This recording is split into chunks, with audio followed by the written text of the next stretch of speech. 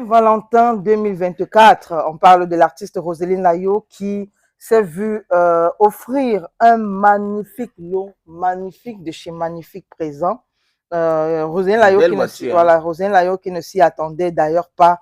Et il faut dire que c'est à la suite d'un dîner en famille, parce que dans les vidéos qu'on voit sur les réseaux, on voit Roselyne Layo entourée de son mari et de ses enfants, voilà, qui a reçu une voiture comme cadeau de Saint-Valentin. Et elle était d'ailleurs très émue, très émue, notre artiste Roselyne Layo. C'est là qui a chanté à la finale, la finale de la CAN qui s'est jouée en Côte d'Ivoire. Ouais. Voilà. Et c'est bien, hein, c'est bien. Donc une voiture flambant neuve. Bon, après, il faut dire aussi même que son mari, c'est son manager. Oui.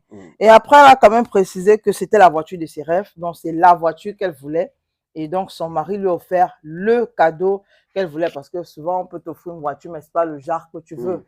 Donc, son mari lui a offert le cadeau qu'elle voulait. C'est le genre, on te pose la question que tu aimerais conduire quelle voiture, quel genre de voiture.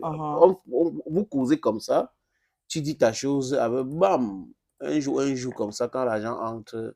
Mais bon, il faut dire que les deux gagnent beaucoup d'argent dans la carrière de Roselyne. Mais après, elle a remercié son mari tout en demandant aux gens d'avoir un mari qui les aime, un mari qui les respecte et finalement d'être des femmes soumises.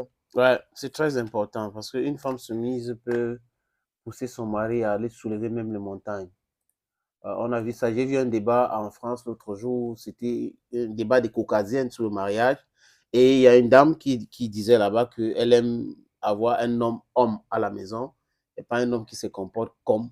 Donc, elle veut être une femme soumise et ça a choqué beaucoup de femmes sur le plateau.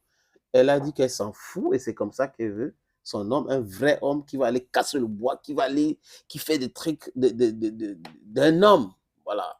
Donc, Roselyne Layo, il faut dire qu'à un moment donné aussi, on avait commencé à dire qu'elle manquait de respect à son gars là, à son mari.